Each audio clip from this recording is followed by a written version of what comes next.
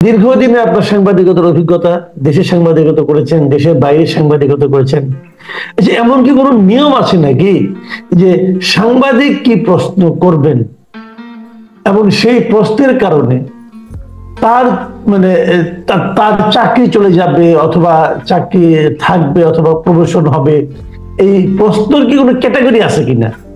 একজন সাংবাদিক মানে আপনি দেখেছেন, বুঝতে পারছেন আপনি কোন প্রসঙ্গে আমি কথাটা বলছি।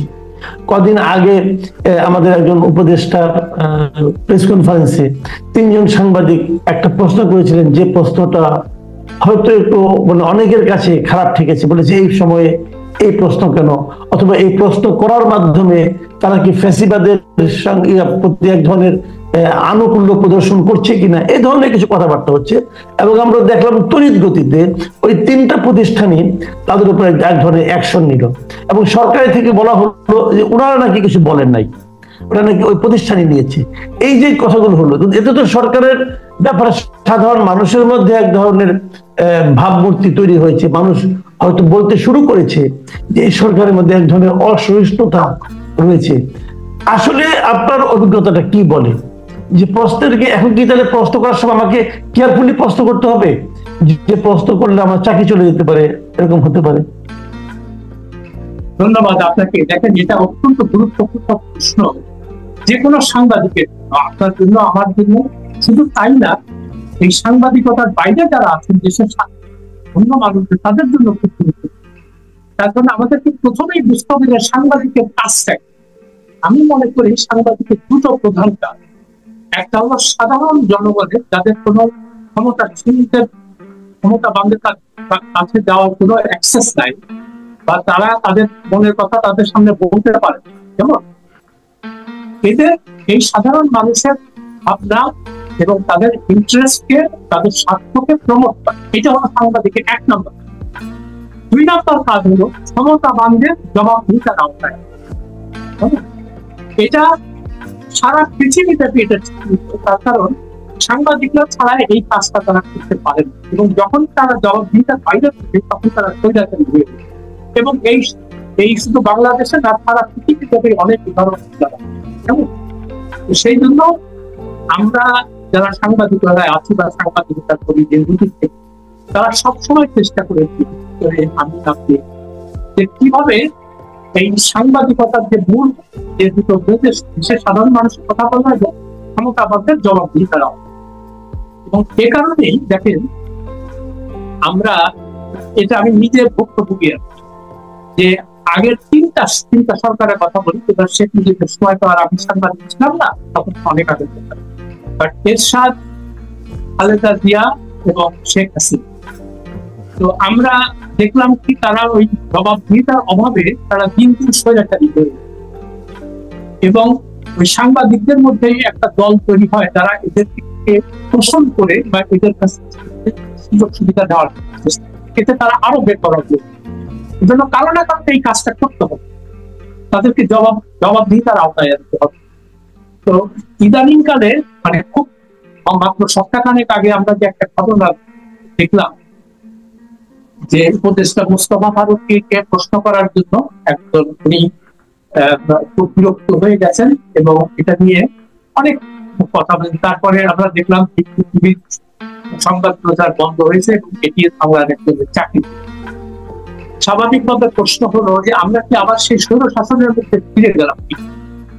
এখন সরকার থেকে বলছে যে আমরা এটা করি, খুব ভালো কথা, আপনারা করেন, কিন্তু ডিবি কর্তৃপক্ষ বলছে যে আমাদের উপরে হুমকি আসছিল যে এদেরকে যদি মানে শায়েস্তা না করা হয় তাহলে আমরা তোমাদের টিভি স্টেশন আমরা আক্রমণ করি। আমি যে লেখাটা লিখেছি গত 2 দিন আগে, সেখানে আমি একই কথা বলেছি যে সরকারে যারা থাকবে তাদের তো প্রধান দায়িত্ব হলো সংবাদ মাধ্যমের স্বাধীনতা নিশ্চিত করা, তাদের উপর যেন কোনো অনৈতিক আক্রমণ না হয় সেটা প্রতিহত করা, তার ব্যবস্থা দেওয়া। তারপরে তার চেয়েও বড় কথা যে সাংবাদিকরা কি প্রশ্ন করবে না করবে এটা তো উপদেষ্টা ঠিক করে দিবেন, কিন্তু পৃথিবীর কোথাও নাই। আপনার যদি তার মানে প্রশ্ন যদি তা আপনার অস্বস্তিকর মনে হয় বা খারাপ লাগে বা মনে হয় যে না এটা লোডেড প্রশ্ন, তো আপনি সবসময় বলতে পারেন যে আপনার এই প্রশ্নের উত্তর আমি দিব না। এটা তো আপনার আপনার প্রায় প্রেরোগেটিভ, তাই না?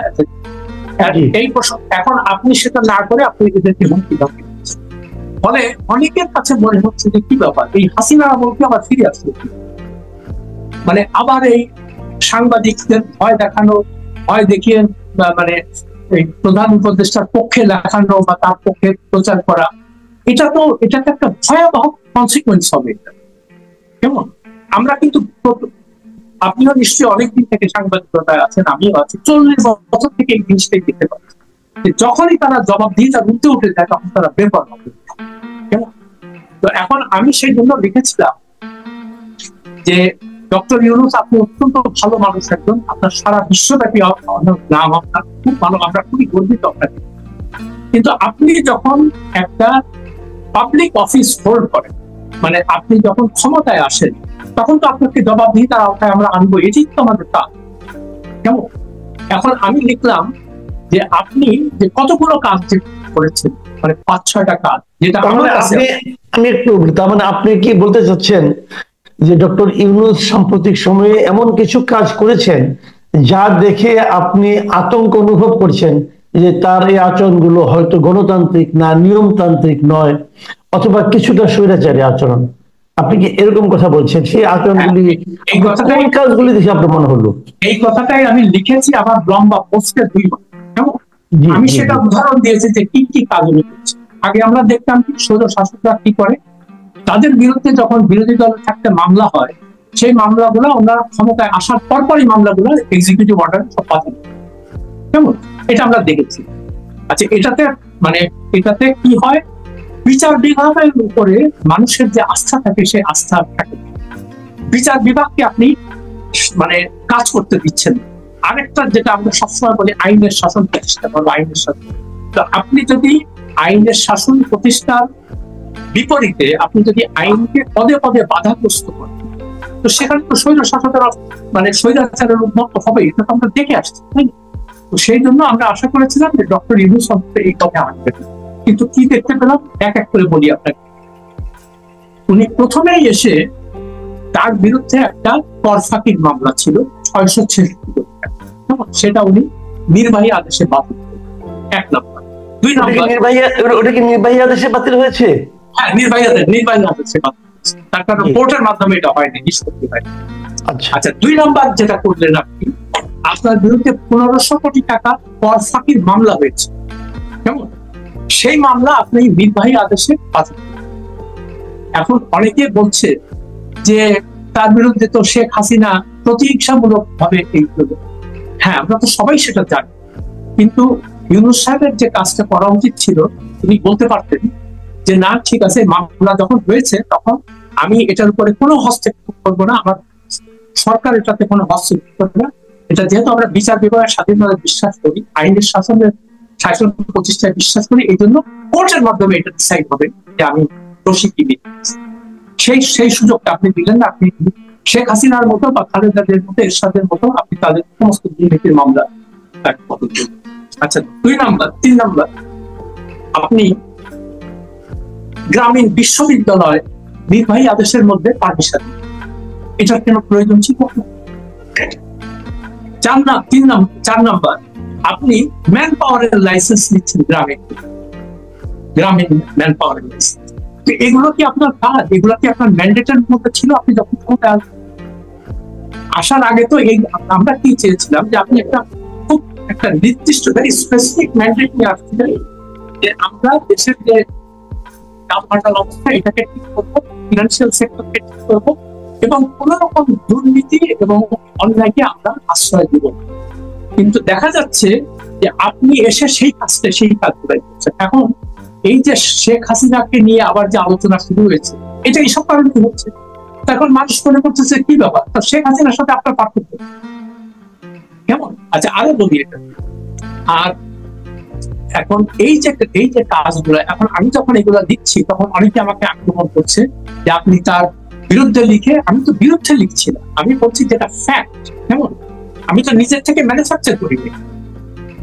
আপনি তো আপনি যে প্রশ্নগুলো করছেন, এই প্রশ্নগুলো কিন্তু অনেকের মনে আছে, আমাকে অনেকে প্রশ্নগুলো কিন্তু করেছে যে উনি কেন এমন করছেন। আবার যেমন ধরেন ওনার কিছু স্বজন প্রীতির কিছু ঘটনাও আছে, ওনার প্রতিষ্ঠানের প্রতি, ওনার আত্মীয় স্বজনের প্রতি। সেই কথাটা আমি আসতে যাচ্ছিলাম।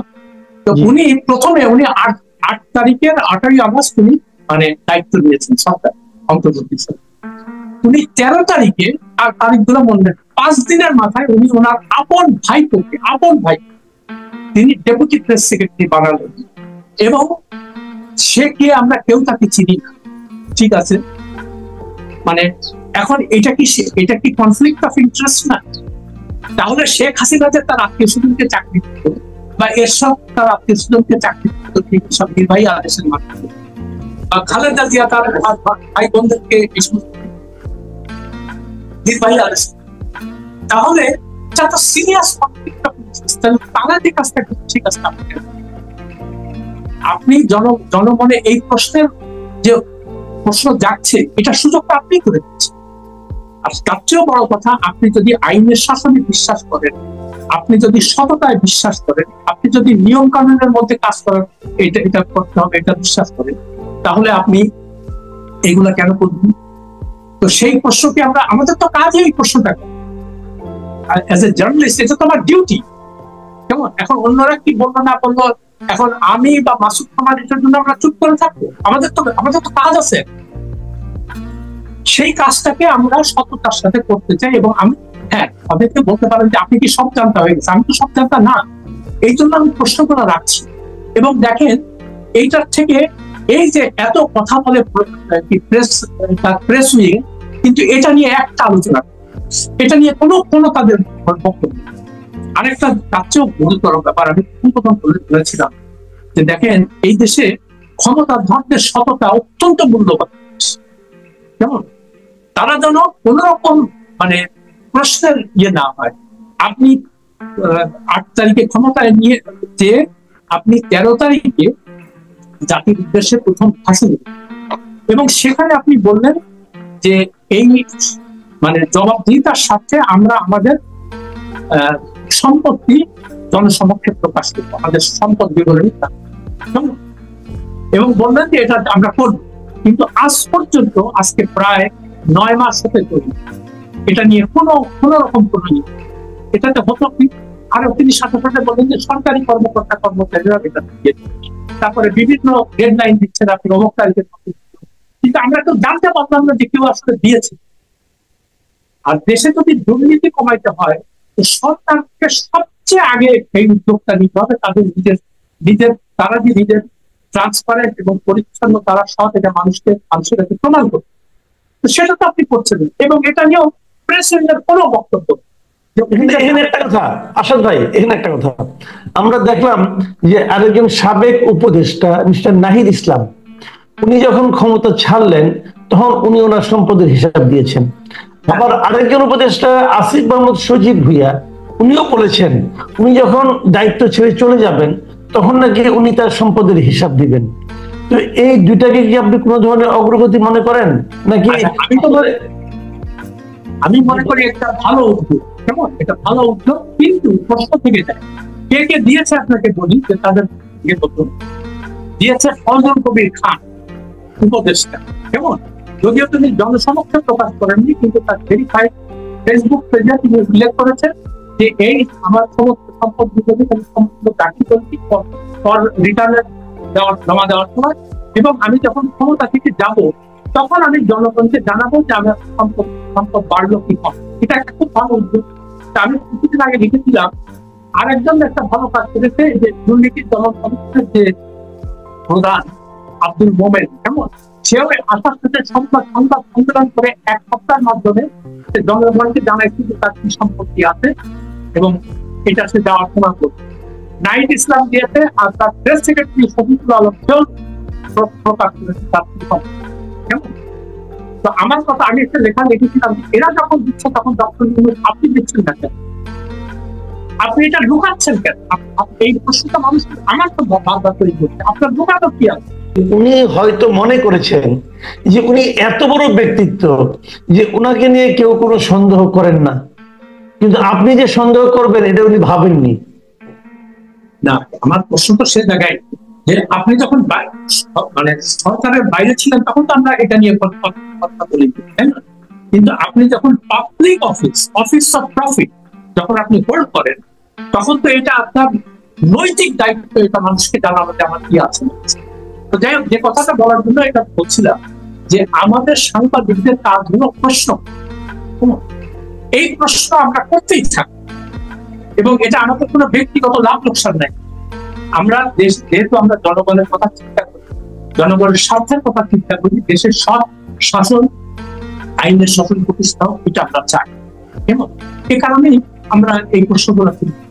এবং ডক্টর ইউনূস আমার কষ্ট লাগে কি জানেন, যে আমি প্রথম যখন উনি আমি তিনটা প্রশ্ন দিতাম যে কেন উনি ওনার মতো লোক আমাদের সৌভাগ্য দেশের দায়িত্ব নিয়েছেন, এবং উনি দরকারের 5 বছর জেনে এই সমস্ত মেস যেটা আছে ক্রিয়েট করছে, অনাচার, অত্যাচার, অবিচার, এগুলাকে। কিন্তু দেখেন এই যে তার যে এই যে কাজগুলা দিবাইয়া দেশে একটা ওই হাসিনা খালেদার সাথে কাজ করলেন, স্বাভাবিকভাবে মানুষের মনে প্রশ্ন দেখা দিচ্ছে যে কি ব্যাপার, আপনি তো এইসব কাজের জন্য আসেন নাই, এটা তো আপনার ম্যান্ডেট ছিল, আর আপনি 2 দিন পর পর বিদেশ চলে যাচ্ছেন, 2 দিন পর পর আপনি বিদেশ চলে যাচ্ছেন। আর কোথায় কোথায় যাচ্ছে দেখেন, যেটা একমাত্র বাইলেটারাল বিদেশ যেটা হয়েছে সেটা হলো চায়নার সাথে, ঠিক আছে আপনার সেটা নিয়ে। আর আপনি যে এতগুলো লোকজন নিয়ে যাচ্ছেন বারবার, কেমন, এটা তো সরকারের ট্যাক্স পেয়ারের না, এটা তো একটা জবাবদিহিতা থাকে। কেমন আপনি প্রকাশ করছেন, আমি বারবার করে লিখছি একটা কথা যে আপনি কত লোক নিয়ে গেছেন এবং এটার পিছনে কত টাকা খরচ হয়েছে আপনি জনসমক্ষে জানান, সেটা আপনি বলছেন। কেমন স্বাভাবিকভাবে মনে হচ্ছে যে কি ব্যাপার, আগের সরকার প্রধানদের পক্ষে একই থাকে, তারপরে আপনি বিদেশে চলে যাচ্ছেন। আর একটা অদ্ভুত ব্যাপার লক্ষ্য করেন, তিনি গেলেন কাতার। কেমন কাতারে যা কি একটা আসনা সামিট নাকি একটা, জীবনে কোনোদিন নাম শুনি, তো আমি দেখতেছিলাম যে আচ্ছা ওখানে কারা আসছে, কোন রাষ্ট্রপ্রধান যায় না, মানে তাদের গিয়েছে। হ্যাঁ, আচ্ছা তারা আসছে কোথাকার ব্রিটিশ অ্যাক্টর। তারপরে উনি দেখা করছেন তার সাথে আমিরের মাস, অথচ এখানে যাওয়ার আগে বলবো যে আমিরের সাথে ওনার অ্যাপয়েন্টমেন্ট ঠিক করতে, আমিরের সাথে সেটা হলো কেন হলো না, এটার কোনো জব। এখন বলতেছে প্রধানমন্ত্রীর সাথে প্রধানমন্ত্রীর আমি একটা জিনিস, এটা তো আমাদের প্রশ্ন। তারপরে হঠাৎ কাতারে যে শুনলেন যে ইয়ে মারা গেছে, কি বলে ওই পোপ মারা গেছে। হ্যাঁ, ওটা হঠাৎ করে মনে হলো যে পোপ মারা গেছে, যাই একটু রোম থেকে ঘুরে আসে।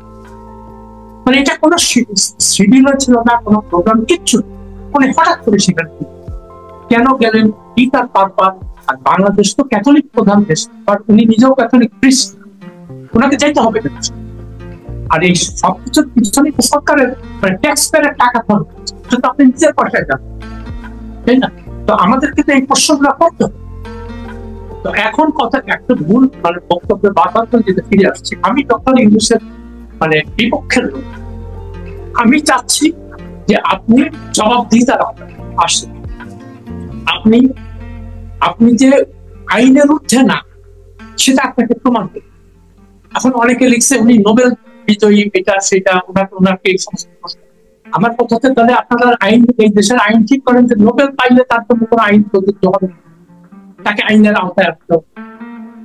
As long as you hold the office of profit, আপনি যখন পাবলিক অফিস হোল্ড করবেন তখন এইটা আমাদের সাংবাদিকদের নৈতিক দায়িত্ব এই প্রশ্নটা, এবং সেটাই আমরা করে দিচ্ছি। জনাব আশরাফ মাহমুদ, আমি তাহলে এখন শেষ প্রশ্নটা করছি। আপনি জানেন এর মধ্যে বাংলাদেশের রাজনীতিতে একটা বিষয় খুব আলোচিত হচ্ছে, সেটা হলো রাখাইন রাজ্যে মানবিক করিডোর দেওয়া। আরেকটা বিষয় হলো যে স্টারলিংকের সঙ্গে আমাদের যে চুক্তি, স্টারলিং যে আমাদের এখানে আসছে এবং তার টাওয়ারটা স্টারলিং বসাচ্ছে পার্বত্য অঞ্চলে। এটা নিয়ে অনেকে অনেক কথা বলছে। আপনি এই দুটো বিষয় সম্পর্কে আমার ধারণা যতটুকু জানেন, আপনি আপনার মূল্যায়নটা কি এই বিষয়গুলো? আচ্ছা, একজন কথা আমি বলে যে আমি টেকনোলজির কোনো এক্সপার্ট কিংবা আমি ইন্টারন্যাশনাল অ্যাফেয়ার্স এর কোনো পণ্ডিত, কিন্তু সাধারণভাবে যে সাংবাদিক হিসেবে আমার মনে যে প্রশ্নগুলো আসছে সেটাই আমি আপনার সাথে শেয়ার করি। প্রথম কথা হলো, স্টারলিং আমরা জানি যে আমেরিকার ইলন মাস্কের প্রতিষ্ঠান, এবং খুব জোরে সোরে বলা হচ্ছে যে এখানে ইন্টারনেট যেন কেউ বন্ধ না করতে পারে সেটার ব্যবস্থা। তো আমি এটা নিয়ে একটু গবেষণা করলাম স্টারলিং সম্পর্কে। একটা জিনিস দেখতে পেলাম যে এটার কস্ট অনেক বেশি। তো এখন গ্রামের মানুষের অনেকের ব্রডব্যান্ডের সুবিধা নাই, তারা হয়তো লাভবান হবে, কিন্তু গ্রামের কয়টা মানুষের সামর্থ্য আছে এটাকে ইয়ে করার? আর দ্বিতীয় প্রশ্ন, যেটা সবচেয়ে বড় প্রশ্ন, এটা আপনি কার সঙ্গে আলোচনা করবেন? এটা তো ওপেন টেন্ডারের মাধ্যমে হওয়া উচিত, তাই না? আচ্ছা, এবং এখানে লোকাল লোকাল যে পার্টনারটা, তার নাম, তা তো আমরা এখনো পর্যন্ত জানি নাই, কেমন? তো এই তো আপনার নৈতিক দায়িত্ব হচ্ছে এগুলো পরিষ্কার করা, এবং এই ধরনের মেজর ডিসিশন নেওয়ার আগে একটা খোলামেলা আলোচনা হওয়া দরকার। আপনি তো এক্সিকিউটিভ অর্ডারে এগুলো করতে পারেন, এবং এটা আপনার ম্যান্ডেটের মধ্যে। আর 2 নম্বর, মানবিক করিডোর যেটা হঠাৎ করে শুনলাম পররাষ্ট্র উপদেষ্টা তৌহিদ হোসেন বলতেছে যে আমরা নীতিগত সিদ্ধান্ত নিয়েছে যে জাতিসংঘকে আমরা এই করিডোরটা দিব। প্রথম কথা হলো যে আলোচনা নাই, হঠাৎ মানে কোনো কিছু হঠাৎ করে আপনি এই সিদ্ধান্ত কেন নেন? এটা তো আপনার ম্যান্ডেটের মধ্যে, এবং এটার সঙ্গে একটা অনেক বড় ধরনের মানে মানে অনেক কিছু জড়িত। জাতিসংঘ এখানে চাচ্ছে এটা, জাতিসংঘ মানে জাতিসংঘ হলো মোটামুটি মানে ওই যে 5টা যে সিকিউরিটি কাউন্সিলের ভেটো পাওয়ারধারী, তাদের মানে তারা তাদের স্বার্থ রক্ষা করাই এদের চায়। এরা হলো international civil servant. Civil servant যে চরিত্র হয় সারা পৃথিবীতে এদেরও তাই, সুবিধা হবে, বুঝছেন? সুবিধা নেবে, ভালো বেতন ভাতা খাবে, বিভিন্ন জায়গায় ঘুরবে। আর জাতিসংঘের কি ক্ষমতা আছে? আপনি জাতিসংঘের কথা কেউ শুনে? এই যে গাজায় যে করিডোর দিতে পারছে না, আর উল্টা ইসরায়েল সেটাকে মানে ওদের যে আনরা বলে আর কি, সেটাকে তার কার্যকলাপ বন্ধ করছে। হ্যাঁ, তো আপনি জাতিসংঘ ওইসব যেখানে একটা ভয়াবহ মানবিক পরিস্থিতি মানে গণহত্যা চলছে, সেখানে আপনি কিছু করতে পারবেন। এখানে এসে আপনি রোহিঙ্গাদের জায়গা দাও, রোহিঙ্গাদের জায়গা, আরে বাবা রোহিঙ্গাদের জায়গা দাও, সেটা কি সরি আরাকান ওদের করিডোর দাও, এটা নির্বাহী আদেশে এই সমস্ত এইসব সিদ্ধান্ত আপনি কেন নেন? এটা তো একটা জাতীয় পর্যায়ে আলোচনা করতে হবে, এটার মধ্যে অনেক রকমের প্রোজ এন্ড কনস আছে, সেগুলোর ডিসকাশন দিতে হবে।